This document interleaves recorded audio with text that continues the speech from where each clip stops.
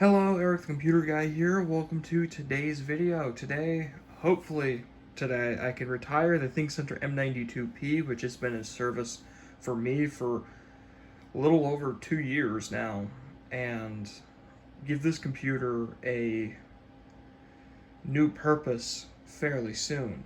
This ThinkCentre M92P is a 3rd gen i5. It's an i5 3470. This computer just became too inadequate for my daily needs, and I upgraded back in March to a Dell G5 5000 tower with a 6-core 12-threaded i5 10400F and a GTX 1660 Super. So this computer has been relegated to basically being the secondary machine. The fans are getting to the point where they need to be replaced. I replaced the rear fan and the CPU fan not that long ago with just regular 3-pin fans, and you can tell it's kind of audible. I want something a little bit quieter. I'm going to put some Noctuas in this guy soon. I'm also probably going to be doing some other things with this ThinkCentre M92P. This computer I've named Phoenix. There's a whole story behind that I'll get into in the future. But we're going to be testing the OptiPlex 3020 and just seeing if it boots. It has no RAM. I ran the service tag through Dell's service tag lookup. It's got an i5 4570. So it's a generation newer. It's Haswell, not Ivy, which the Ivy Bridge systems are kind of getting tired. Haswell and Broadwell won't be too far behind in the terms of performance, but this computer is a step up, and I've always kind of wanted one of these OptiPlexes anyways. They're a lot more clean looking in my opinion. The ThinkCentre looks pretty good in my opinion, but the OptiPlex of this generation really looked good. Very flat, minimalist. This has a lot of curves and a recessed optical drive, which I don't really like that much on this computer, to be honest with you.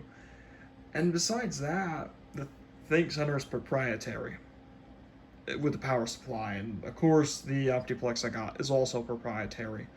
But enough of me rambling with that. Let me grab that system, shut down good old Phoenix, and hopefully we can have a Phoenix 2.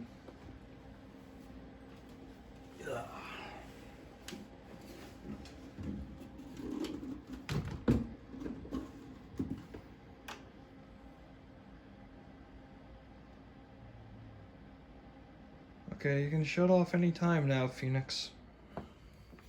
Alright, we got Phoenix off now, so that's good. Just gonna pull it forward a little. Pull the cable. Keyboard, mouse. Video. I'm gonna move Phoenix out the way real quick.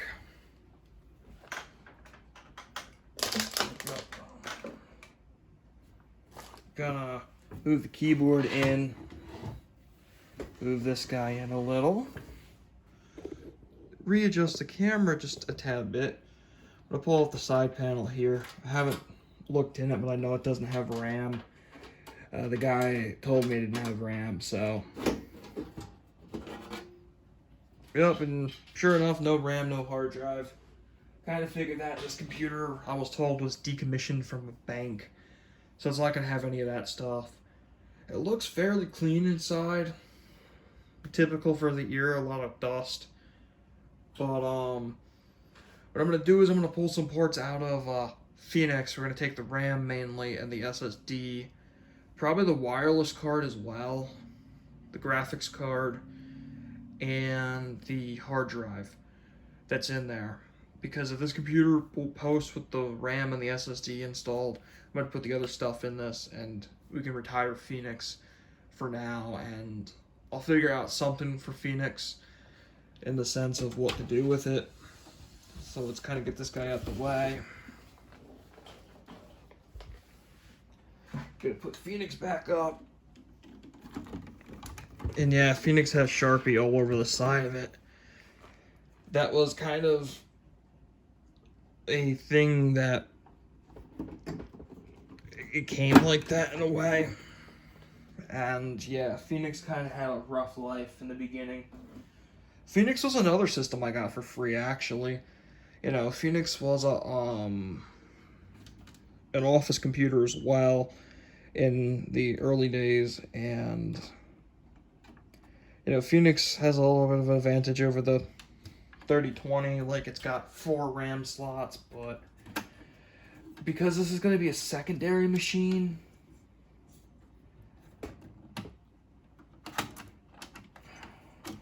I don't necessarily care about the maximum RAM being more than 16 gigabytes. However, if this was my daily driver, I probably would want to have the extra slots. And to be honest, this computer was a pretty good daily driver. It did everything I wanted it to. It just got a little antiquated for the tasks. And that's what usually happens with them. When they get antiquated, they get usually thrown away. I just keep them. Phoenix is going to stay around for a long, long time. I don't really see myself ever getting rid of Phoenix unless Phoenix has an issue. Like, Phoenix has some quirks here. The bottom pull tabs broke off for the hard drive bay. So it's kind of a pain in the butt to get this out. I'm gonna pull it like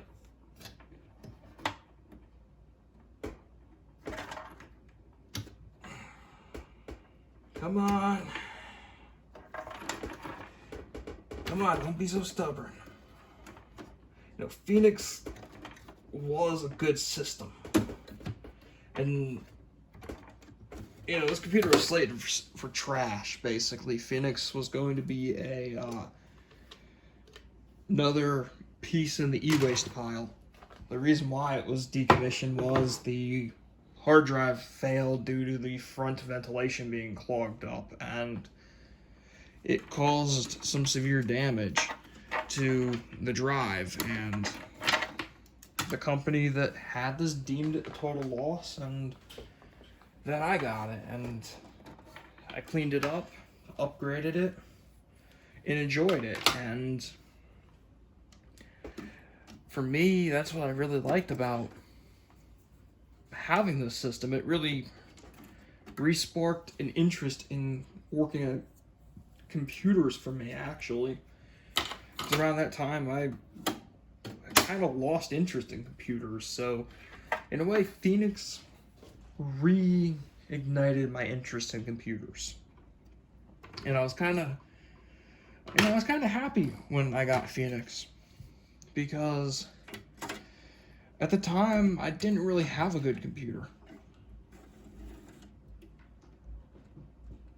And this thing was handed to me, and it was a pretty good system compared to what I was actually using at the time. I was mainly using an iMac G5 as my daily driver. So when I got this was like a step up and a half. This was like a major upgrade, and I was happy for it. You know, I was happy to have Phoenix. I'm still happy to have Phoenix.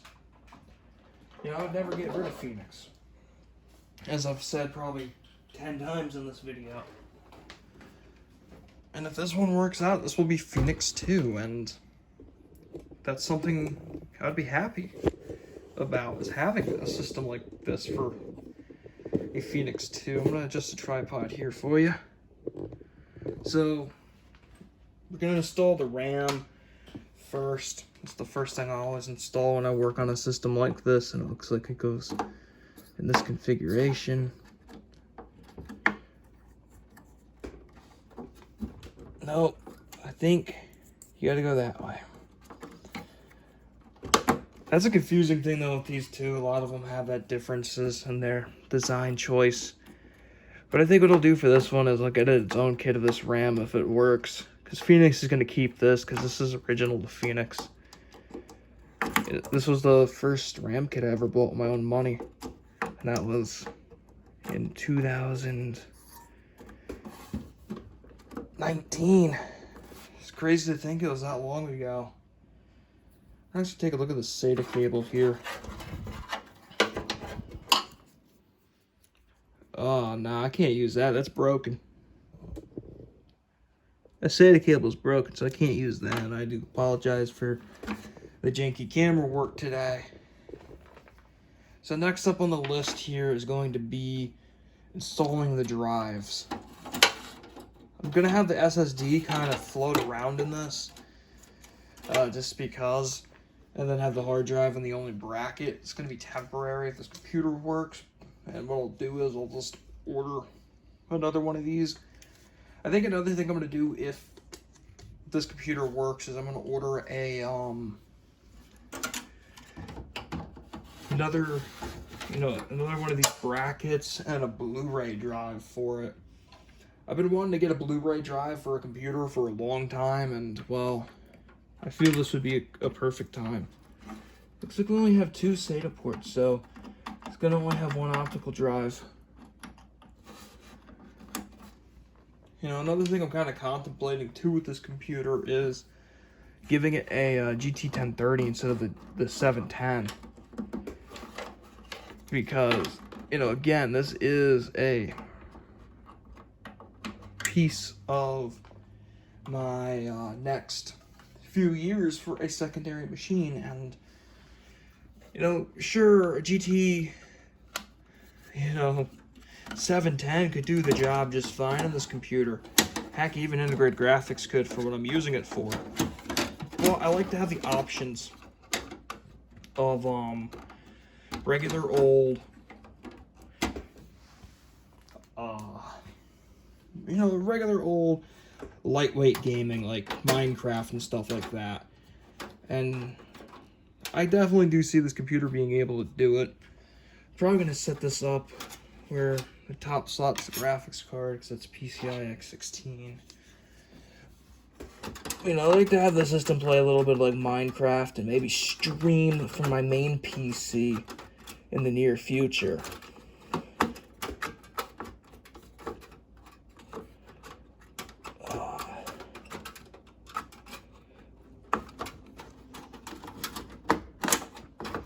This is so much more difficult doing it through a camera lens. Alright, we got that in. So our 710 is in. I'm going to give it some breathing room and go down a slot for the wireless card since we can here. Phoenix didn't have that luxury. Phoenix only had one X1 and one X16 slot, like right neck to neck of each other. So having everything spaced out here also will give us a bit of breathing room. Hopefully, it works. If not, this is just a long failed video and a lot of backbreaking work saving this guy. But I have a feeling it will work. It threw an error code when it wanted to boot, so usually when these systems do that, they want to live, so I gave it the chance. So we'll screw on the back screws. This is something you typically never want to do when you're putting a PC back together, because knock on wood, things can go wrong if you put the side panel on before you do the first boot. So let's get this guy hooked back up.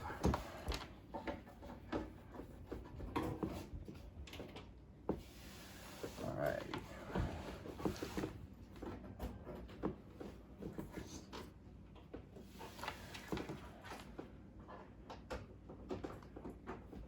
Come on, one more cable. One more cable. Alrighty. Let me adjust this part of the camera and quickly pan over here. Let me grab the keyboard out a little more, actually, because we're going to have to enter the BIOS most likely. That's F2. Oh, wow. First try, holy cow. That rarely happens. I'm going to move the tripod forward a little so you can kind of get a better idea of what's going on here. System information, let's take a look at this. Okay, so manufacture date, February 20th, 2014 delivery date. So ownership date would be the 22nd of February 2014. Wow. It's recognizing all the RAM, which is good. It's got a VGA compatible card, which is the video card in slot 1, slot 3's networking. And it is a 4570 at 3.20 gigahertz. I just need to make sure the system is configured for the boot sequence is UEFI. Secure boot's got to be on for the drive. We'll enable it here. I have secure boot enabled with it just to make sure nothing goes wrong. And it's booting up again. Let's see what happens. I got the BIOS, so I'm pretty sure we'll get the Windows. Yep. It's getting the Windows, so that's cool. Yeah, we're in the Windows already.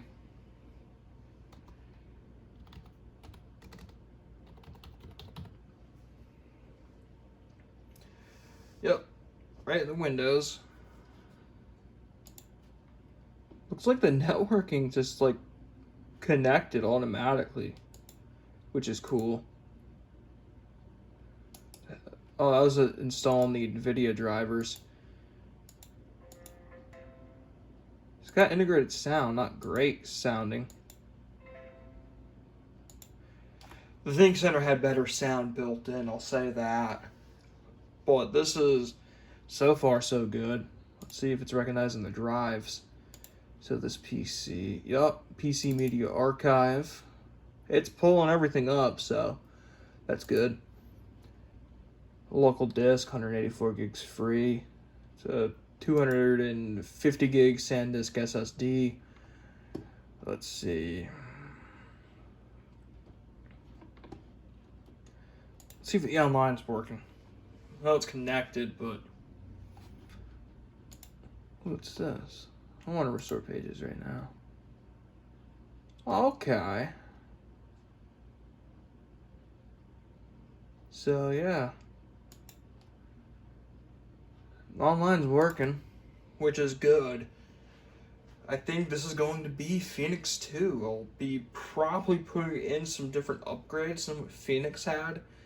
I'll probably be putting some of the money I make this coming Saturday into this, or putting that towards putting money into this computer. I'm thinking 500 gig SanDisk SSD and a 16 gig RAM kit for it for sure. Maybe a Blu-ray drive. I think I want to put one in, but I don't think I'm going to buy that immediately, as it does have a pretty... It should be a pretty good optical drive right now. You know, we're going to pop in a CD and see what happens. Let's see here. Let me grab something. Here we go. Pop this in and see if it reads it. I would have grabbed an OS install CD or something, but I'm kind of lazy right now to go and grab one of those. So let's go back here. I'm obviously going to be covering up the sound here for good copyright reasons. I'm going to open VLC player and open disk.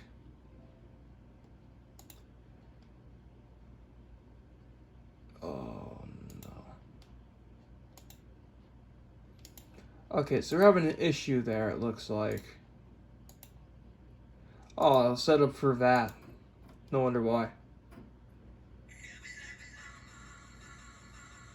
Okay. Looks like it's doing its thing, reading disks. So this drive's good enough for now. If it can read, that's all I care about, because it's going to be also used for archival purposes, so it's got to be able to read media. So it looks like we got ourselves a new desktop here for archival purposes and just a secondary machine. It's a very iconic design. I don't even know what BIOS revision it's on. You know, let me actually restart it. I just want to see something here. Let's see. So I believe if I restart, I can get to the BIOS instead of shutting it down and turning it back on.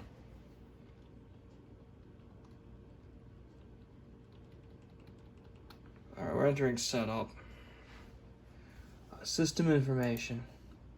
BIOS revision A02. I think the Dell site is 820 right now, so I'll have to update that BIOS and go from there.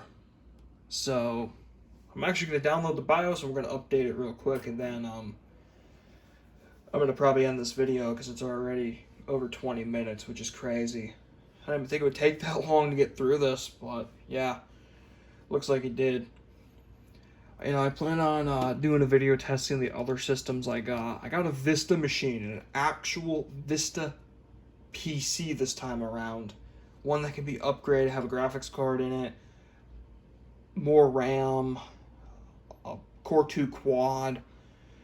I'm going to be making a Vista PC in a couple of months. I'm going to save my pennies and just buy some parts for that, but I want to get this guy up and running completely because it's definitely going to be more useful than a Vista machine for, well, obvious reasons. A Vista machine's only for vintage software, so I don't want to have something that's not going to be of use.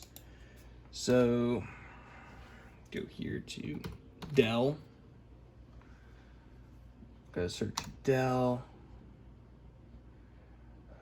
I believe that's a site we need. Oh, come on, because of ad blocker. Come on. Where is Dell.com? We'll go this way, hopefully. It is temporarily. Come on. Oh, I just screwed that one up, didn't I? We're gonna turn that off.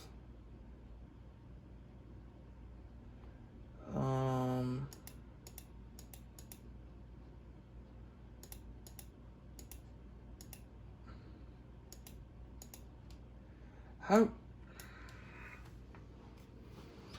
Let's go here.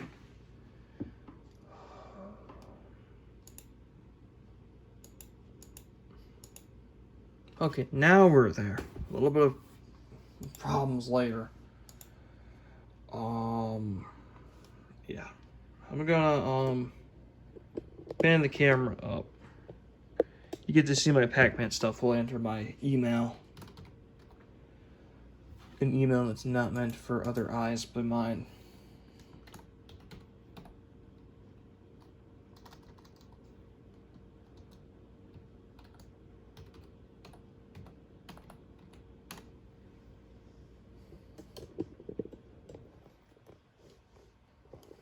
Alrighty. So I am signed in. We're gonna go to my products. I'm gonna probably blur this page just for the facts. We're gonna go to the OptiPlex. Drivers and downloads. No, we're gonna manually find them. The BIOS. We're gonna download. We need to update it to, yeah, it's the 820 BIOS. We're gonna open that, we're gonna close this, we're gonna hit yes. Right, we're gonna update the BIOS. And we're gonna see if this actually works. I saw a video by someone on YouTube who goes by Matt Emeroy saying that the system wouldn't do this, and I guess it actually is. Wow. He was saying the A02 BIOS had a glitch where it wouldn't allow a restart, but I think that might have been a hardware issue on those two systems he had. So who knows? Looks like it's doing its thing, so fingers crossed we'll have the latest BIOS, and we'll see what that does for recognition of drives, because I believe it recognizes my SSD as a hard drive with the BIOS it had. Which would make sense because that BIOS is from 2014 when this computer was built, and Most likely, this computer did not come with a solid-state drive option from Dell. Typically, business machines at the time are still using the old hard drives. They even still do, so. Okay, let's doing the flash progress now, so that's good. And let's see. It's flashing pretty quick, I'll say that. It's doing another flash. How many flashes you gotta do, buddy? Doing one for every little thing in the Intel side of it? Most likely, I guess. Seems like.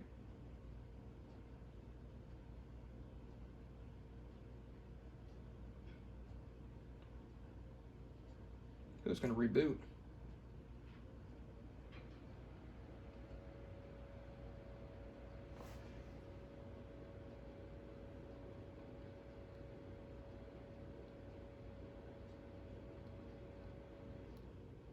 Come on. Gonna enter the setup now. I got scared there for a second.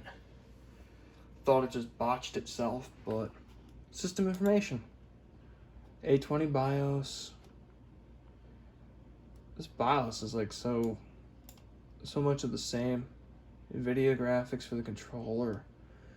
Okay, if we go to system configuration, this is where it's going to give us our ability to determine if this works with the drives. No, it still detects as HDD. So I guess that's not going to change. Let's see if there's any BIOS events. Invalid configuration 107. Looks like it had a dead CMOS at some point.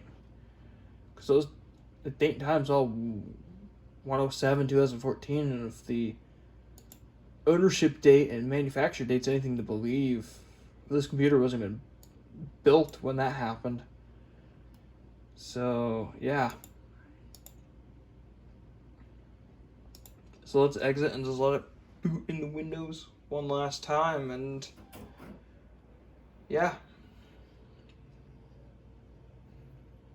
For once, a Dell that's actually been successful. Dell OptiPlex 760, I'm still planning on doing a video on upgrading it. I think I'm going to use Linux instead of Windows. Very controversial idea, but it seems like it would be the better option because of the fact, the driver issue, and also too, I could get my hands on a tower version. There was actually one of them at that place where I got this guy and a bunch of other computers from.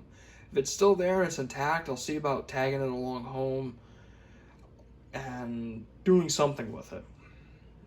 I may fix it up, do a video on it, and then sell it. I don't know.